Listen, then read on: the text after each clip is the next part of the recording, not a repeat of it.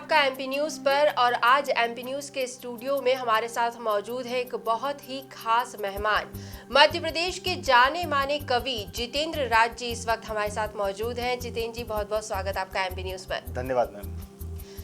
फिलहाल जो एक मौका है, देशभक्ति का मौका है, खुशी का मौका है, एक राष्ट्रीय पर्व, राष्ट्रीय त्योहार हम मनाने जा रहे हैं।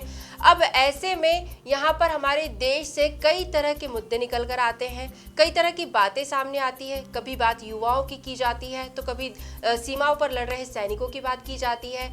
यहाँ पर जब एक कवि हमारे साथ मौजूद है तो ये जानना भी ज़रूरी हो जाता है कि काव्य के माध्यम से किसी भी संदेश को जनता तक पहुँचाना, लोगों के बीच पहुँचाना काफ़ी मुश्किल होता है। लेकिन जब बात जितेंद्र जी की हो रही हो तो यहाँ पर हम देखते हैं कि कोई भी संदेश हो, ये काफ़ी आसानी से उभर कर सामने आता है। तो ऐसे में जितेंद्र जी, आपसे ही हम जानना चाहेंगे कि काव्य अपने आप में काफ़ी कठिन माना जाता है, लेकिन आपके लिए ये सरल है, ऐसा कैसे? नहीं मैम, काव्य कभी भी कठिन नहीं है। काव्य जो है वो एक ऐसी सरस धारा है जो कि सदैव मनुष्य के हृदय में, मनुष्य के मन में लगातार बहती रहती है। सिर्फ हम यदि अंतर कहीं पाते हैं और यदि कहीं दूरी पाते हैं तो उससे जुड़ने में जी, यदि आप उससे जुड़ाव महसूस करेंगे तो काव्य और साहित्य अपने आप में एक ऐसा वृहद पृष्ठ है जिस पर जीवन के तमाम सभी प्रकार के प्रश्न भी आपको मिलेंगे, प्रश्न के साथ उत्तर भी मिलेंगे, उनका समाधान भी मिलेगा और सभी तरह का रस और आनंद जो है वो हमारे साहित्य में और काव्य में उभर कर सामने आता है। ये हमारे काव्य की विशेषता है जी। और काव्य के माध्यम से देशभक्ति को लोगों तक पहुंचाना, आपको क्या लगता है, किस तरह से आपके लिए बात? बिल्कुल, काव्य जो है अपने आप में कवि को भी मुखर करता है और सभी मानवों को मुखर करता है। तो कविता के माध्यम से यदि अपनी हम बात रख पाते हैं और वो किसी के हृदय में यदि देशभक्ति की एक उम्मीद जगाती है या देशभक्ति की भावना यदि उसको प्रेषित करती है, तो ये हमारे काव्य की, मेरी ही नहीं सभी कवियों की, ये अपने आप में एक विजय होती है, एक जीत होती है। और ये सिर्फ मेरी ही नहीं कलम की जीत है मैम अपने आप में। जी, जितेंद्र जी की अगर बात की जाए तो वे काफ़ी सारे राष्ट्रीय मंचों पर भी अपनी प्रस्तुति दे चुके हैं और उन्हें काफ़ी सराहा भी गया है। तो जब मौका है देशभक्ति का और मौजूद है हमारे साथ वो एमपी न्यूज़ के स्टूडियो में खुद, तो क्यों ना सर आपकी तरफ से कुछ पंक्तियां हो जाए। बिल्कुल बिल्कुल मैम, देखिए मैं प्रयास करता हूँ। देखिए, हम गणतंत्र दिवस की बेला में जिस तरह ये आपने राष्ट्रभक्ति के लिए ये प्रसंग निकाला है, तो मैं यहाँ पे अपनी एक कविता यहाँ पे प्रस्तुत करना चाहूँगा, कुछ पंक्तियाँ। कि राष्ट्र को समर्पित वीरों का सम्मान होना चाहिए, राष्ट्र को समर्पित वीरों का सम्मान होना चाहिए, उनके अतुल बलिदान का यशगान होना चाहिए। ऐ माँ तेरी इस कोख को भी है छत नमन, तुझे अपने लाल पर अभिमान होना चाहिए। माँ भारती की रक्षा हेतु होते हैं कुर्बान ये, और ये अभिमान केवल उनकी माँ को नहीं होना चाहिए, प्रत्येक देशवासी को होना चाहिए साहब। बिल्कुल, मेरा निवेदन ये है, मेरा आग्रह ये है कि राष्ट्र को समर्पित वीरों का सम्मान होना चाहिए, उनके अतुल बलिदान का यशगान होना चाहिए। ऐ माँ तेरी इस कोख को भी है छत नमन, तुझे अपने लाल पर अभिमान होना चाहिए। माँ भारती की रक्षा हेतु होते हैं कुर्बान ये, माँ भारती की रक्षा हेतु होते हैं कुर्बान ये, है वीरता का प्रतीक ये, है राष्ट्र का सम्मान ये, सच्चे अर्थों में है बेटे आन बान और शान ये, इनके सच्चे शौर्य का गुणगान होना चाहिए, राष्ट्र को समर्पित वीरों का सम्मान होना चाहिए। जी बिल्कुल। तो जैसा कि एक एक पंक्ति जो है यहाँ पर सार्थक नजर आ रही है, वो वीर, वो सैनिक जो अपना सब कुछ पीछे छोड़कर, अपना परिवार हो, अपना प्रदेश हो, अपना जो नेटिव प्लेस होती है उसे छोड़कर भी सीमाओं पर लड़ने के लिए पहुंच जाते हैं, कई महीनों तक अपने परिवारों से दूर रहते हैं। अगर इतना बलिदान वो कर रहे हैं तो बदले में उन्हें सम्मान देना हर एक भारतीय नागरिक का यहाँ पर कर्तव्य होना चाहिए। और बहुत ही सुंदर पंक्तियाँ आपने कही हैं यहाँ पर। जैसा कि हमारा जो राष्ट्रीय ध्वज है उसमें हम देखते हैं तिरंगा उसे कहा जाता है, 3 रंग होते हैं, केसरिया, सफ़ेद और हरा। अभी आप पर भी केसरिया रंग काफ़ी जम रहा है। और केसरिया रंग की जब बात होती है तो इसे माना जाता है सनातन धर्म से जुड़ा हुआ। सनातन धर्म अगर हम देखें तो कहीं ना कहीं आज थोड़ा सा बैकफुट पर है, क्योंकि मॉडर्नाइज्ड होती जा रही है लाइफस्टाइल जो है, हमारी जीवन शैली में काफ़ी बदलाव हुए हैं, आधुनिकता की तरफ हम बढ़ते जा रहे हैं। अब ऐसे में सनातन धर्म को जन जन के बीच ले जाना और ख़ास तौर से युवाओं को इसकी महत्ता समझाना, आपको क्या लगता है कितना ज़रूरी है? मैम, सनातन धर्म हमारे अंतस में समाहित एक ऐसी परंपरा है जिसके लिए हमको कोई आंदोलन नहीं करना होगा कि हम भगवा वस्त्र धारण कर लें या भगवा ध्वज लेके हमको कोई आंदोलन खड़ा करना है, ऐसा नहीं है। सिर्फ हमें अपने पुरातन को, अपनी परंपरा को स्वीकार करना होगा, उससे जुड़ना होगा। देखिए, मैं आपको एक बहुत ही सरल उदाहरण देने का प्रयास करूं यहाँ पर कि ये जैसे कोई पात्र है, वो किसी द्रव्य से, मान लो जल से भरा है, तो उसमें और अधिक जल या कोई और वस्तु डालेंगे तो वो जो है ओवरफ्लो होगा, जिसको आप कहते हैं, बाहर गिर जाएगा। हाँ, लेकिन यदि आप चीनी उसमें डालेंगे तो ये हमारी जीवन शैली को मात्र चीनी डाल के उसमें मिठास घोलने का काम जो है वो सनातन धर्म करता है और कर सकता है। मात्र हम उससे सिर्फ दूर हैं तो इतने हैं कि हम उसे स्वीकार नहीं कर पा रहे हैं। अपनी व्यस्तता में, अपनी प्रकृति में हम इतने लग गए हैं कि हम सनातन को पूरी तरह भूलते जा रहे हैं, जो कि गलत है। मन में एक कोना ऐसा रखिए आप जिसमें हमेशा सनातन का और परंपरा का स्वागत हो, उसका मान हो, उससे हम जुड़ के रहें। ये जुड़ाव अति आवश्यक है, आज की पीढ़ी के लिए भी और आने वाले भविष्य के लिए भी। जी, सरल शब्दों में ये भी कहा जा सकता है कि अच्छे फल अगर आप पाना चाहते हैं तो जड़ों को ज़मीन में बनाए रखना काफ़ी ज़रूरी है, और वही सनातन धर्म जो है वो हमें सिखाता है। सर, काव्य की और सनातन धर्म को अगर हम यहाँ पर जोड़ने की कोशिश करें तो क्या कुछ बाहर निकल कर आए? बिल्कुल, देखिए, मैं प्रयास करता हूँ अपना स्वरचित एक मुक्तक में आपके सामने रखने का प्रयास करता हूँ 4 पंक्तियों में कि मंदिर प्रणम्य है किंतु घर भी नमन के योग्य है। मंदिर प्रणम्य है किंतु घर भी नमन के योग्य है। चरण वंदन कीजिए कर भी नमन के योग्य है। और अटारी पर खड़े अभिमान में विस्मृत हुआ यह सत्य भी, इस भवन की नींव का पत्थर भी नमन के योग्य है। इस भवन की नींव का पत्थर भी नमन के योग्य है। हमें नींव को प्रणाम करना ही होगा। हम अटारी पर खड़े होकर नींव की उपेक्षा नहीं कर सकते हैं, हमको नींव को प्रणाम करना ही होगा। हम नींव का सम्मान करेंगे तो अटारी हमें ज़्यादा आनंद देगी। अपनी एक कविता की चंद पंक्तियां आपके सामने रखता हूं, देखिए कि इसमें घर का कोना इस कविता का शीर्षक है, और घर तो एक मानक है। यहाँ पे आप मन भी ले सकते हैं कि हमारे मन में कोना कैसा होना चाहिए। हमारे मन में हम प्रगति की ओर इतना ज़्यादा गति से भाग रहे हैं कि हमने अपने इतिहास को, गौरवशाली इतिहास को, सनातन धर्म को लगभग भुला सा दिया है। तो सिर्फ निवेदन ये है कि बहुत ज़्यादा कोई आमूलचूल परिवर्तन की आवश्यकता नहीं है। उसमें एक कोना ऐसा रखिए जहाँ पे उस सनातन की, उस धर्म की, उस परंपरा की, उस इतिहास की मिट्टी महकती हो जी।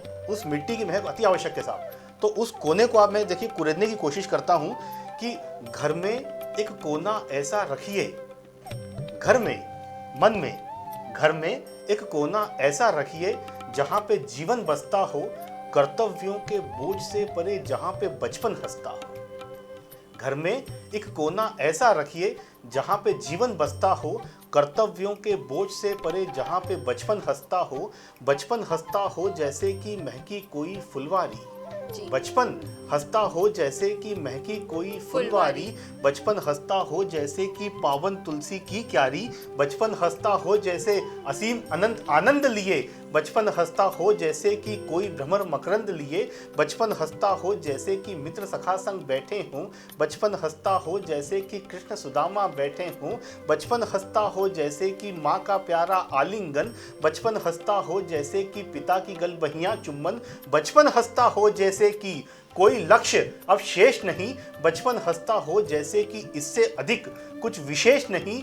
इतने सुंदर क्षणों को जीकर बचपन जहां संवरता हो। घर में एक कोना ऐसा रखिए जहां पे जीवन बसता हो। काफी सुंदर तो मैम, ये कोना अति आवश्यक है। यदि सनातन को आप समझना चाहते हैं, हमारे गौरवशाली इतिहास को यदि आप समझना चाहते हैं, उसका मान रखना चाहते हैं, तो सबसे पहले आवश्यकता है उससे जुड़ाव की। ये कोना अति आवश्यक है। मन में इस कोने को जीवंत कीजिए। मन में सनातन की, इतिहास की और इस गौरवशाली परंपरा की मिट्टी को महकने दीजिए जी। तो काफ़ी सुंदर पंक्तियों के साथ एक आसान से शब्दों में हम कह सकते हैं कि एक बहुत बड़ा संदेश यहाँ पर हमारे लिए है कि मन में एक कोने को गुलजार रखना बहुत ज़रूरी है। आप जितनी ही आसमान की ऊंचाइयों को छू लें, आपके पैर ज़मीन पर होना चाहिए, तभी आप अपनी जड़ों से जुड़े रहेंगे, अपने धर्म से, अपने सनातन धर्म से जुड़े रहेंगे। यहाँ पर जैसे कि देशभक्ति का फिलहाल माहौल है, तो जैसे कि संविधान जब लागू हुआ था उसे एक अलग इंटेंशन के साथ लागू किया गया था। लेकिन आज के परिप्रेक्ष्य में जब हम देखते हैं तो उसे मोड़ तोड़ कर पेश किया जाता है। बात हम करें फ्रीडम ऑफ स्पीच की, फ्रीडम ऑफ एक्सप्रेशन की, तो लोग आज उसे कई तरह से उसका दुरुपयोग हो रहा है। आपको क्या लगता है ये बात कहाँ तक ठीक है?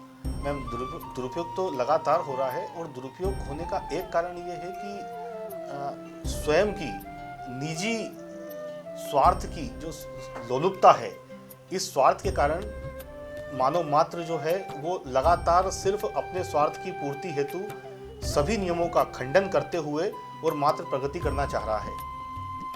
और यहाँ पे मेरी पिछली पंक्तियाँ फिर मैं यहाँ दोहराना चाहूँगा कि आपको मिट्टी से जुड़कर रहना ही होगा, अपने आदर्शों को स्वीकार करना ही होगा। यहाँ पर किसी की प्रगति पर कोई भी बाधा या बाधक बनने का संदेश नहीं है। निवेदन सिर्फ इतना है कि आप जो है सभी को समान रूप से अधिकार दें और सभी को समानता के दृष्टिकोण से देखें, तो ही यहाँ पर एक सुंदर माहौल की रचना की जा सकती है और इन सभी सपनों को पूरा किया जा सकता है। जी जितेंद्र जी, कहा जाता है कि देश का भविष्य जो होता है वो देश के युवा ही तय करते हैं जी। तो देश के युवाओं को लेकर आपकी फिलहाल क्या सोच है कि क्या वे इस लायक हैं कि वो देश को एक सुनहरा भविष्य दे पाएंगे, या फिर कहीं भटके हुए से हैं और उन्हें यहाँ पर एक गाइडेंस की जरूरत है? बिल्कुल है, गाइडेंस की ज़रूरत तो देखिए है ही। और यहाँ पे फिर मैं कविता के माध्यम से 4 पंक्तियाँ हमारे राष्ट्र कवि और जन कवि रामधारी सिंह दिनकर जी की मुझे पंक्तियाँ यहाँ पे याद आती हैं। जी। देखिए कि तेजस्वी सम्मान खोजते नहीं गोत्र बतला के। बहुत दुख की बात है कि आज भी हमारे यहाँ जातिवाद का दंश जो है वो युवा पीढ़ी को और अनेक अनेक क्षेत्रों में जातिवाद का दंश जो है वो आज भी डस रहा है हमारे समाज को।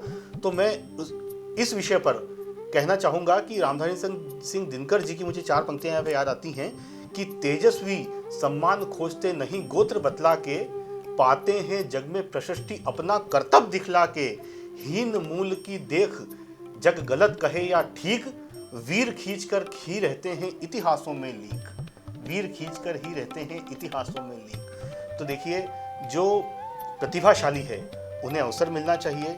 जातिवाद का पूर्णतः हमें इस पर ना ही सिर्फ ये विचारणीय बिंदु है, किंतु हमें इसके निवारण के लिए सतत चिंतनशील होना होगा। और इन सभी के मूल में फिर निवेदन करूंगा कि हमें हमारी परंपरा से, सनातन से, इतिहास से जुड़ना ही होगा। तो आप एक सार्थक सोच के साथ इस समाज का पुनर्निर्माण कर सकते हैं। जी, और देश का जो भविष्य है, जैसा कि मैंने कहा युवा, उन युवाओं को क्या संदेश देना चाहेंगे आप? युवाओं के लिए संदेश ये है, देखिए मुझे यहाँ पर मेरे एक मित्र कवि हैं जो कि बीना के रहने वाले हैं। जी। मैं काव्य रस के साथ माँ शारदे के इस आशीर्वाद को जीने का प्रयास कर रहा हूँ। इसलिए मैं आपके जो भी आप प्रश्न कर रही हैं प्रयास करूँगा कि मैं कविता के माध्यम से ही उसका उत्तर दे पाऊँ। देखिए कि एक मध्य प्रदेश बीना के रहने वाले मेरे एक मित्र कवि हैं, तो देव शर्मा जी, उनकी यहाँ पे मुझे पंक्तियाँ याद आती हैं कि कौन सा लिबास किस पर अच्छा लगा। देखिए आप, कौन सा लिबास किस पर अच्छा लगा, जो जिसके लायक था उस पर अच्छा लगा, और एक तुम हो कि जिसे जीना नहीं आया, और एक सैनिक है जिसे मरकर अच्छा लगा। एक सैनिक है जिसे मरकर अच्छा लगा। तो ये अच्छा लगने की जो भावना है, ये जो सकारात्मकता का माहौल है, ये आप निश्चित मानिए युवा पीढ़ी के अलावा हमें हमारे बुजुर्गों का सदैव सम्मान करना होगा। युवा पीढ़ी उनको वे प्रणम्य हैं, उनको प्रणाम करें, उनके साथ समय बिताए।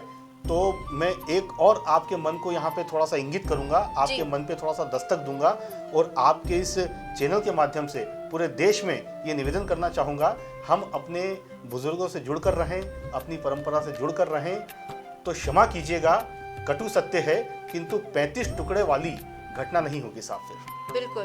तो ये अति आवश्यक है, आप अपनी परंपरा से जुड़िए, देश से जुड़िए। गणतंत्र दिवस के इस उपलक्ष्य में एक नया संकल्प लेकर अपने जीवन को एक पुनर्रचना के साथ और पुनः इसके मार्ग को प्रशस्त करते हुए और पुनः आप आगे बढ़िए। जी, तो जैसा कि जितेंद्र जी ने कहा, यहाँ पर बहुत सारी बातें ध्यान रखने के लिए है, लेकिन ये काफ़ी आसान है अगर उन्हें अपना लिया जाए। देश के वीर सैनिकों की बात की जाए जिनके मन में वीरता और देशभक्ति कूट कूट कर भरी हुई है, वो यहाँ पर सम्मान के लायक है। उनका परिवार जो है उनकी तरफ भी हमारे कई कर्तव्य बनते हैं। इसके बाद ये भी ज़रूरी है कि हम अपनी जड़ों से जुड़े रहें, सनातन धर्म से जुड़े रहें, अपनी परंपराओं को कायम रखें। देश के युवा ही नहीं, देश के जो बच्चे हैं उनमें भी ये समझ को विकसित करें, तो कहीं ना कहीं हम अपने देश को एक सुनहरा भविष्य दे सकते हैं। जितेंद्र जी, बहुत बहुत धन्यवाद आपका, जिस तरह से अपनी बातें आपने जनता के सामने रखी है। हमें उम्मीद है कि जितने भी युवा हैं वो आपसे ज़रूर प्रेरित होंगे। हम सभी कोशिश करेंगे कि जो संदेश आपने देने की कोशिश की है हम उसे आत्मसात कर सकें। तो एमपी न्यूज़ के इस खास पेशकश में फिलहाल इतना ही। जितेंद्र राज जी जो इस वक्त हमारे साथ मौजूद है, अब उनसे विदा लेंगे। जितेंद्र जी, धन्यवाद आपका। धन्यवाद। एमपी न्यूज़ में फिलहाल इतना ही। अन्य खबरों को जानने के लिए आप बने रहिए हमारे साथ, देखते रहिए एमपी न्यूज़। धन्यवाद। एमपी की नब्ज, एमपी का हाल, मध्य प्रदेश की हर खबर एमपी न्यूज़ टीवी के साथ। लगातार खबरों के लिए सब्सक्राइब करें हमारा YouTube channel MP news TV. Latest updates के लिए बेल आइकन दबाना जरा भी न भूलें।